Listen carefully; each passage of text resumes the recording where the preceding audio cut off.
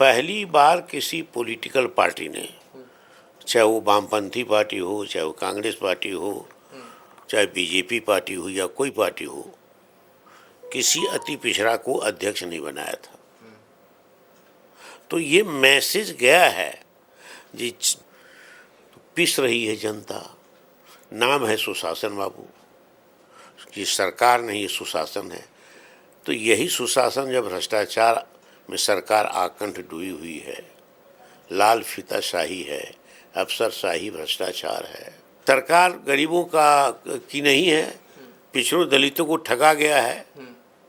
65% आरक्षण नीतीश कुमार से करवाया था तेजस्वी जी ने। जात आधारित गणना जब हो गई तो आ गया जो किसकी कितनी हिस्सेदारी होनी चाहिए, तो उसमें तत्काल प्रभाव से कहा कि 65% आरक्षण की सीमा ले जाइए। 50% सुप्रीम कोर्ट की अगर बैरियर है तो उससे कई प्रदेश में 50% से ज़्यादा है। कह रहे हैं कि इंटरनल तौर पर तेजस्वी यादव के चेहरे को लेकर सहमति बन गई है, बस ऐलान नहीं हुआ। बिल्कुल बिल्कुल, तो ऐलान भी होगा जब एक साथ हो रहा है और वहाँ भाषण उसके सामने हो रहा है कि भावी मुख्यमंत्री, उसके भी लोग वक्ता बोल रहे हैं। नमस्कार, मैं हिमांशु, आप देख रहे हैं न्यूज़ फॉर। इस वक्त हमारे साथ बात करने के लिए आरजेडी के नए प्रदेश अध्यक्ष मंगनी लाल मंडल जी होंगे। मंगनी लाल मंडल जी, सबसे पहले आपको खूब बधाई। कितनी बड़ी जिम्मेदारी मानते हैं, क्योंकि अब तो कुछ महीने बाद चुनाव है? ये तो बड़ा दायित्व है, और ये दायित्व ही नहीं है, यह एक तरह से चुनौती है हमारे लिए, क्योंकि 2 महीना मुख्य रूप से काम करने का है। ये 2 महीना में मानसून से भी लड़ना होगा, क्योंकि मानसून भी आ जाएगा जून और जुलाई में, अगस्त तक मानसून रहेगा। सितंबर से चुनाव का शंखनाद हो जाना है। तो अभी चुनाव के दरमियान और चुनाव से पहले मेहनत परिश्रम काफ़ी करनी है। ये चुनौती जरूर है बिहार में, लेकिन स्थिति बहुत प्रतिकूल नहीं है, अनुकूल है, क्योंकि सत्ता के बारे में लोगों में बड़ी नाराज़गी है। नीतीश के बारे में बहुत नाराज़गी है। नाराज़गी इसलिए है कि भ्रष्टाचार चरम सीमा पर है। थाना में, अंचल में, प्रखंड में, इस सब में एक तरह से भ्रष्टाचार में आकंठ डूबा हुआ है संपूर्ण संस्था। लोगों को न्याय नहीं मिल रहा है। अन्याय होने पर, भ्रष्टाचार, ये बलात्कार होने पर, किसी के साथ कोई घटना होने पर तो 10,000 रुपया आजकल FIR करने पर है। दाखिल खारिज नहीं हो रही है। स्पेशल सर्वे का ऐलान किया गया है, डिस्ट्रिक्ट वाइज हो रहा है। तो परेशानी लोगों की दाखिल खारिज में अनावश्यक विलम्ब ही नहीं, अनावश्यक उसमें ऑब्जेक्शन किया जा रहा है पैसा उगाने के लिए। न कलेक्टर सुनता है, न SDO सुनता है, न DCLR सुनता है। हर स्तर पर रेट तय हो गया है। तो पिस रही है जनता, नाम है सुशासन बाबू, कि सरकार नहीं ये सुशासन है। तो यही सुशासन जब भ्रष्टाचार में सरकार आकंठ डूबी हुई है, लाल फीताशाही है, अफसरशाही भ्रष्टाचार है, कहीं कोई सुनने वाला नहीं है। और ख़ास करके जो निसहाय लोग हैं, गरीब है, तो उनके साथ जो जुल्म होता है, ज्यादती होती है, तो कोई नहीं सुनने वाला पदाधिकारी पर। तो ये सारी स्थिति है, उससे लोगों में बड़ी नाराज़गी है, असंतोष से। ये बड़ा अनुकूल है।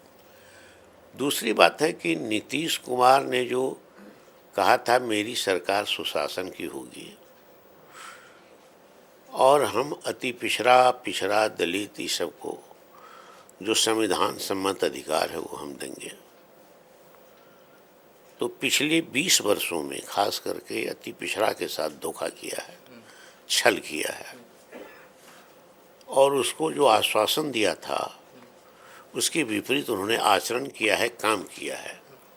अब जैसे अति पिछड़ा में जो नेतृत्व वर्ग पैदा हुआ था प्रखंड स्तर पर, जिला स्तर पर और राज्य स्तर पर, उसको संरक्षित करना चाहिए था और उसको प्रमोट करना चाहिए था। प्रमोट नहीं किया गया, प्रोटेक्ट नहीं किया गया, संरक्षित नहीं किया गया, बल्कि उस धारा को, जो धारा सामाजिक न्याय की धारा थी, जिसमें नेतृत्व पैदा हुआ था, सिद्धांत वाले प्रखर थे, मुखर थे, प्रतिबद्ध थे, उस धारा को मार दिया है। जो कोई जवाब नहीं दे, खत्म नहीं हो, तो अब शून्यता की स्थिति है। अब उसके उस वर्ग में नए सिरे से नेतृत्व पैदा करना होगा, वैचारिक स्तर पर, बौद्धिक स्तर पर, ताकि उसके कार्यकर्ता नेता बने तो नीतिगत ज्ञान को लेकर के बने। वो धारा सूख गई है। तो इस सब के चलते एहसास हो रहा है कि डॉक्टर लोहिया कहते थे कि नेता क्या कहता है ये बात सही नहीं है। जिस वर्ग को वो कहता कि हम तुम्हारे लिए काम करेंगे, ये सही नहीं है। सही वो है कि कहने के बाद वो खाता है किसके साथ, उठता है किसके साथ, बैठता है किसके साथ, जाता है किसके साथ, रात किसके साथ बिताता है, दिन किसके साथ बिताता है। तो नीतीश कुमार के इर्द गिर्द 20 वर्षों में न अति पिछड़ा देखा गया, न पिछड़ा देखा गया, न दलित देखा गया, एक नेता नहीं देखा गया। जो देखा गया वो लस्सा देखा गया कि लस्सा के अनुसार दिया, देखो तुम्हारा प्रतिनिधित्व है यहाँ पर। तो इस सब की जानकारी अब लोगों ने 20 वर्षों में अर्जन किया है, ज्ञान अर्जन किया है कि नीतीश हमारे हाथ, ये इनके पीछे कोई दूसरे लोग हैं, दूसरे समूह है, 3.5 आदमी की सरकार है, नीतीश के पीछे आगे वही चक्कर काटते हैं और ये अपने शिखंडी है। तो ये सारे लोगों को बोध हो चुका है, इसीलिए हिल गई है सरकार। जनता बिल्कुल मन बना चुकी है कि इसको जाना है। जिस इलाके से आप आते हैं, फूलपरास विधानसभा, कभी कर्पूरी ठाकुर 1977 में जाके वहाँ से चुनाव लड़ते हैं और जीतते हैं। जो मेरे पास जानकारी आ रही है, इससे दफ़ा हमने करीब लगता है कि 3 महीना पहले जो आपसे बात की थी, ये सवाल तब भी पूछा था, आज भी पूछ रहे हैं, क्योंकि ये सवाल आज भी एक तरह से जिंदा है। क्या तेजस्वी यादव फूलपरास से चुनाव लड़ने वाले हैं मैसेज देने के लिए? क्योंकि कभी कर्पूरी ठाकुर गए थे, वहाँ से जो है वो जीते थे बम पर। इस तरह का मैसेज क्या अब तक सूचना है? एक तो ऐसी बातें नहीं हुई है, हाँ। हमने नहीं सुनी है, न ऐसी चर्चा है किसी गली में, न चर्चा है तेजस्वी जी के इर्द गिर्द, नहीं तो मुझको तो जानकारी रहती। और चुनाव तो कहीं से तेजस्वी लड़ सकते हैं, उनका सिलेक्शन होगा कहाँ से लड़े। नहीं, फूलपरास सबसे मुफीद सीट है, अगर मिथिलांचल से लड़ना चाहें तो। और लड़ना चाहे तो उनके मन पर निर्भर करता है, उनके मन को कौन कहेगा, लेकिन अभी तक ऐसी कोई बात नहीं है। बीते चुनाव में देखा गया, अगर आप मिथिलांचल वाले जोन को अगर देख लेते, पूर्णिया तक, दरभंगा से पूर्णिया तक चले जाते हैं, कुल 30 विधानसभा सीटें हैं, 30 में से सिर्फ 5 ही आरजेडी जीत पाई थी। वजह क्या रही और इस बार उस वजह को दुरुस्त कैसे करेंगे? क्योंकि आप खुद कह रहे हैं कि आपके पास ज़्यादा वक्त है नहीं। ये बात सही है कि मिथिलांचल के इलाकों में आरजेडी का परफॉर्मेंस जो अपेक्षा रही है, समाजवादी आंदोलन के घर होने के कारण वो अपेक्षा पूरी नहीं हुई, इसमें विफल हुए हैं। ये मुख्य रूप से बिहार में वो समाजवादी धरती है। और पहली बार जब पहला चुनाव हुआ था 1952 में, और भागलपुर दरभंगा ज्वाइंट कंस्टिट्यूंसी था रिजर्व के लिए, तो सोशलिस्ट पार्टी के किराई मुसहर लोकसभा में गए थे। इतने सशक्त और शक्तिशाली है वो क्षेत्र। तो सोशलिस्ट बेल्ट है वो जात में नहीं जमात में है। कर्पूरी ठाकुर भी उसी जमात के आधार पर जीते थे। जब ये जो यादव जी थे, नहीं राम जयपाल यादव, तो राम जयपाल यादव को यादवों ने जनेऊ दिया, धोती दी, पाग दिया, दुपट्टा दिया, स्वागत किया, विदाई किया, गदगद रहते राम जयपाल सिंह यादव, लेकिन वोट नहीं दिया। वोट दिया कर्पूरी ठाकुर को और 75-77 हज़ार वोट से वो जीते थे। तो समाजवादी धरती है, वो धरती फिर लौटेगी आरजेडी की तरफ, वो आरजेडी की धरती है। लालू जी से प्रभावित धरती है, कर्पूरी ठाकुर से प्रभावित धरती है, इसलिए उसको रिस्टोर करेंगे हम लोग। ठीक है, फुलप्रास तो रिस्टोर कर लेंगे, लेकिन उसके अलावा वैसे नहीं, हाँ, पूरा जो मिथिलांचल के सीमांचल की इलाका कहते हैं। जो मिथिलांचल है उसको लोग सीमांचल अब कहने लगे हैं। तो मिथिलांचल सीमांचल दोनों के इलाके की बात करेंगे, उसको रिस्टोर करेंगे। आपको लगता है कि ये जितना आप कह रहे हैं उतना आसान होगा? बिल्कुल बिल्कुल रिस्टोर हो जाएगा। क्या रणनीति कुछ अलग से बनाई गई? क्योंकि बीते 20 वाला सरकार की फेल्योर है। सरकार गरीबों का की नहीं है, पिछड़ों दलितों को ठगा गया है। 65% आरक्षण नीतीश कुमार से करवाया था तेजस्वी जी ने। जात आधारित गणना जब हो गई तो आ गया जो किसकी कितनी हिस्सेदारी होनी चाहिए। तो उसमें तत्काल प्रभाव से कहा कि 65% आरक्षण की सीमा ले जाइए। 50% सुप्रीम कोर्ट की अगर बैरियर है तो उससे कई प्रदेश में 50% से ज़्यादा है। तो सुप्रीम कोर्ट ने इसको अति कर दिया, ख़त्म कर दिया। उसका एक ही रास्ता है कि संविधान के अनुसूची 9 में आप इसको डालिए। जब 9वीं अनुसूची में डाला जाएगा तो कोई कोर्ट इंटरफेयर नहीं करेगा। तो अभी तो डबल इंजन की सरकार है। तेजस्वी के कहने से आपने तेजस्वी को छोड़ दिया, ये डोमिनेट कर रहा है हम पर।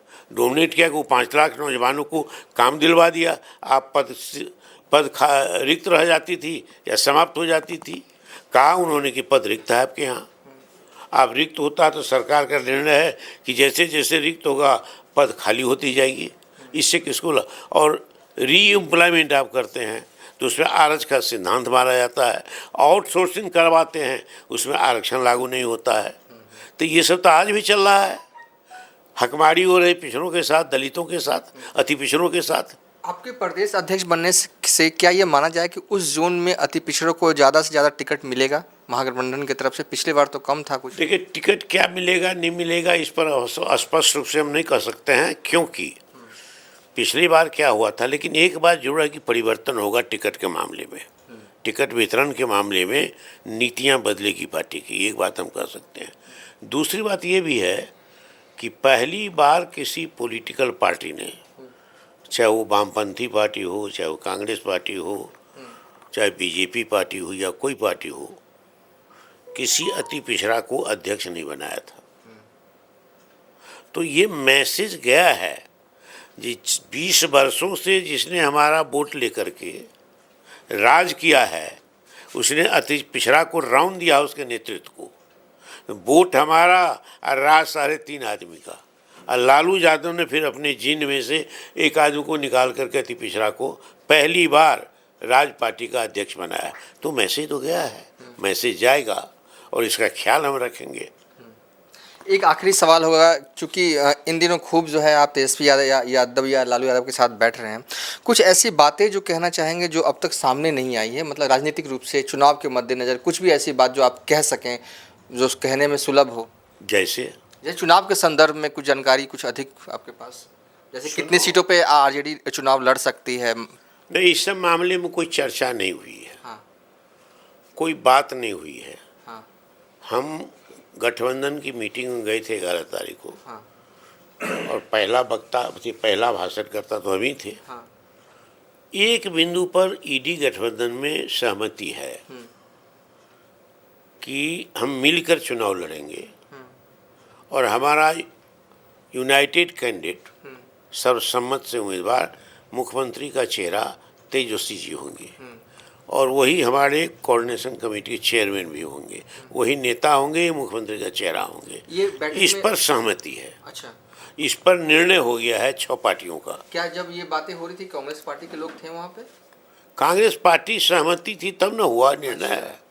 सबकी सहमति थी। अच्छा, मतलब ये कह रहे हैं कि इंटरनल तौर पर तेजस्वी यादव के चेहरे को लेकर सहमति बन गई है, बस ऐलान नहीं हुआ। बिल्कुल बिल्कुल, तो ऐलान भी होगा जब एक साथ हो रहा है और वहाँ भाषण उसके सामने हो रहा है कि भावी मुख्यमंत्री उसके भी लोग वक्ता बोल रहे हैं, तो और क्या कह सकते हैं। चलिए, ये थे आरजेडी के नए प्रदेश अध्यक्ष मंगनी लाल मंडल। जिम्मेदारी बड़ी है, इस साल चुनाव होने हैं और ऐसे में वक्त कम है और इन्हें वो कर दिखाना है, मतलब कि तेजस्वी को सीएम बनाना है। बहरहाल अभी तक के लिए इतना ही। आप देखते रहिए न्यूज़4नेशन।